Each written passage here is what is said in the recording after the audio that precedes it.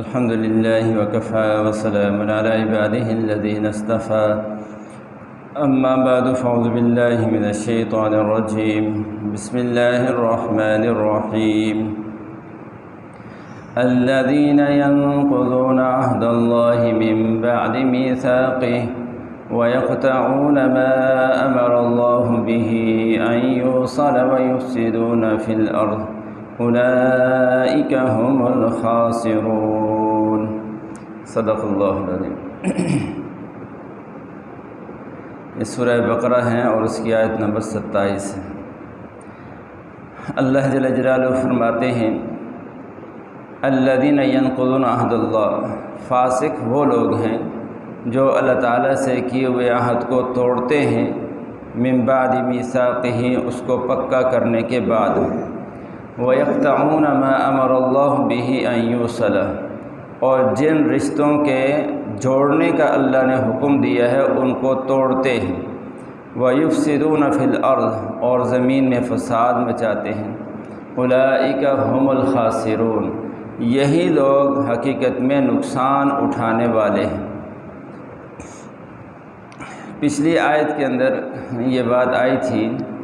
کہ اللہ تعالیٰ اس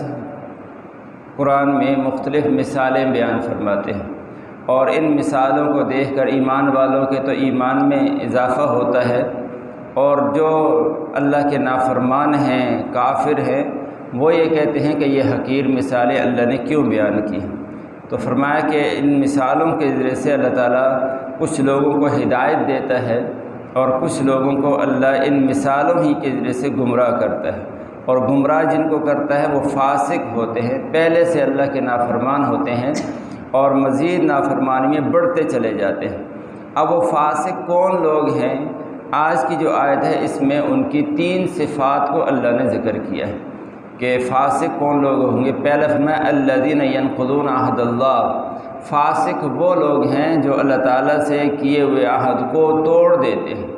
اللہ تعالیٰ سے کیے عہد کو توڑتے ہیں، من بعد میثاق، اس عہد کو پکا کرنے کے بعد۔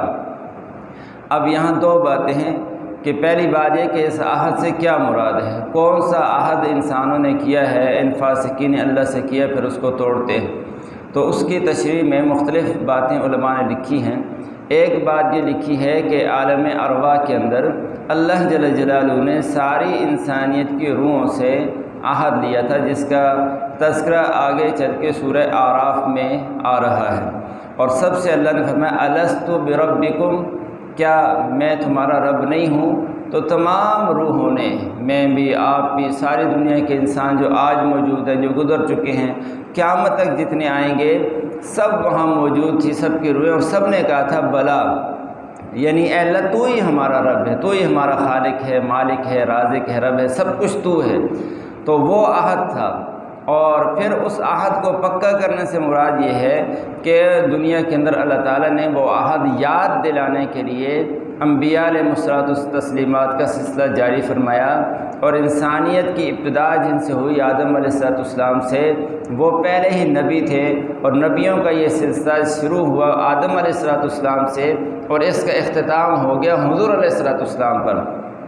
تو یہ پورا سلسلہ اس عہد کی یاد دہانی کے لیے، اس عہد کو پکا کرنے کے لیے اللہ تعالیٰ نے دنیا کے اندر جاری فرمایا۔ تو اس عہد کو یہ فاسق لوگ اور یہ کافر لوگ، اللہ کے نافرمان لوگ، اس عہد کو توڑتے ہیں۔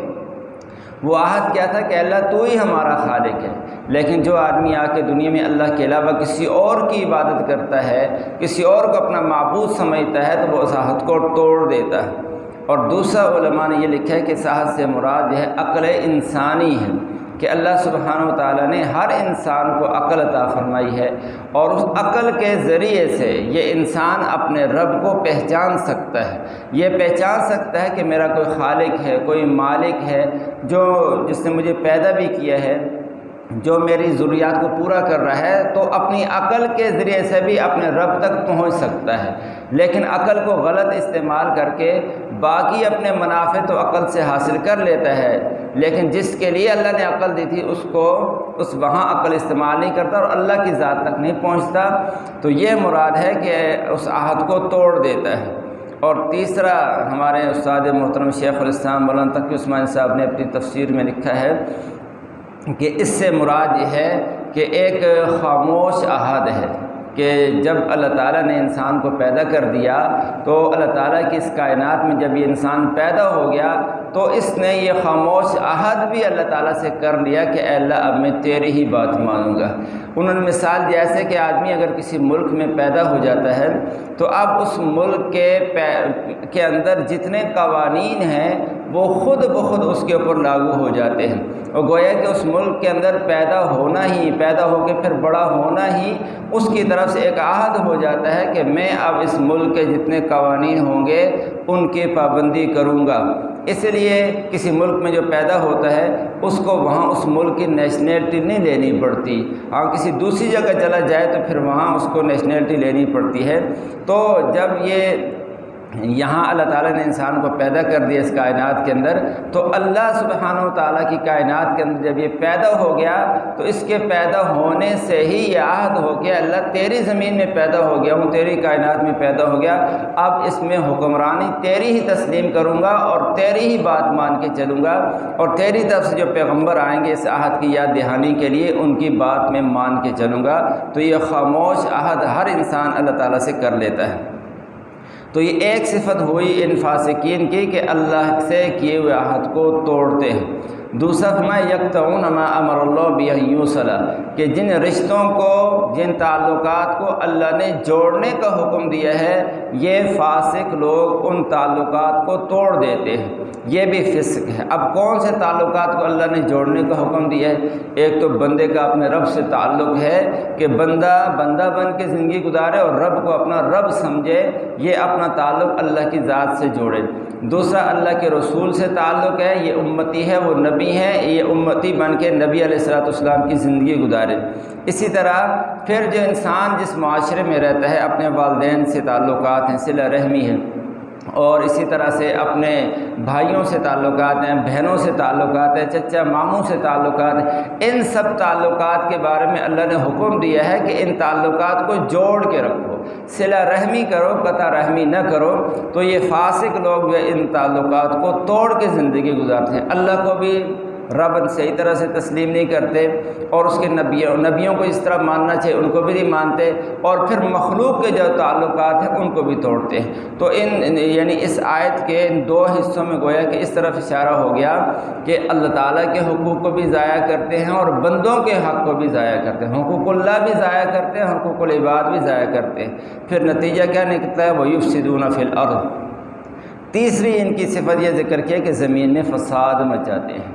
اب فساد کس کو کہتے ہیں؟ فساد ایک قرآن میں بہت سی جگہ کے اندر اس لفظ کو ذکر کیا ہے کہ یفسدون فی الارض۔ پچھلی آیات میں منافقین کے بات آئی تھی کہ ان سے جب کہا جاتا ہے کہ لا تفسدوا فی الارض، زمین میں فساد نہ کرو، تو وہ کہتے ہیں کہ انما نحن مصلحون، ہم تو اصلاح کر رہے ہیں، فساد نہیں کر رہے۔ اب فساد ہے کیا چیز؟ قرآن کی خاص ٹرم ہے یہ فساد، اصطلاح ہے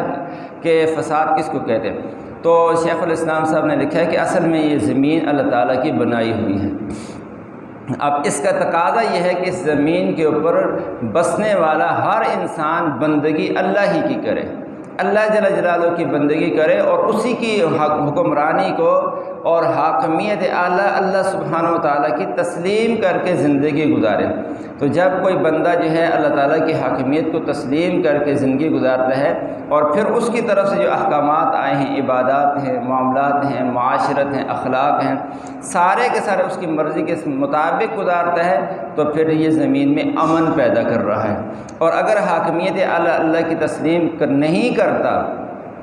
اور پھر جو ہے اس کی وجہ سے عبادت بھی اللہ کی نہیں کرتا اور اللہ کے نبیوں کو بھی تسلیم نہیں کرتا، تو سب سے بڑا فساد یہ پیدا کرتا ہے۔ لہذا اس کائنات میں سب سے بڑا فساد جو ہے وہ انسان کر رہا ہے جو اللہ کی حاکمیت کو تسلیم نہیں کرتا، جو کافر ہے وہ سب سے بڑا فسادی ہے۔ اور پھر یہ فساد جتنا انسان کا دوسروں سے تعلق بنتا چلا جائے گا اور یہ فساد پھیلتا چلا جائے گا۔ تو اصل فساد یہ ہے کہ اللہ تعالیٰ کی حاکمیت کو بھی جو تسلیم نہیں کرتا اور پھر حقوق العباد کو بھی ضائع کرتا ہے، تو اس سے فساد پیدا ہوتا ہے۔ فرمایا یفسدون فی الارض، یہ فساد کرنے والے ہیں، اولئک هم الخاسرون، یہی لوگ حقیقت میں نقصان اٹھانے والے ہیں۔ دنیا بھی ان کی بگڑے گی اور آخرت بھی بگڑے گی، اور دنیا نہ بھی بگڑے تو اصل جو بگڑنا یا بننا ہے وہ آخرت کا ہے۔ آخرت جس کی بن گئی اس کا سب کچھ بن گیا، جس کی آخرت بگڑی اس کا سب کچھ بگڑ گیا۔ اس لیے کہ دنیا کا بگاڑ یا سدھار یہ عارضی ہے، ختم ہو جائے گا۔ آخرت کا بگاڑ اور سدھار وہ ہمیشہ کا ہے، جس کی آخرت بگڑ گئی وہ کبھی سدھرے گی نہیں پھر۔ اس لیے فرمایا اولئک هم الخاسرون، ان فاسقین کا انجام یہ ذکر کر دیا کہ یہی لوگ حقیقت میں نقصان اٹھانے والے۔ تو اللہ تعالی ہمیں ان تین صفات سے بچنے کی توفیق نصیب فرمائے۔ ہم اللہ سے کہ وہ عہد بھی پورا کریں، اس کی بندگی کریں، اور اپنے سارے رشتہ داروں کے ساتھ تعلقات اچھے رکھیں، اور ایک اللہ کو وحدہ لا شریک سمجھیں، اور اس کے بھی حقوق کو ادا کریں، اس کے بندوں کے بھی حقوق کو ادا کریں، تو پھر اللہ خسران سے بچائے گا، ورنہ دنیا آخرت کا خسارہ ہوگا۔ اللہ تعالی عمل کی توفیق نصیب فرمائے۔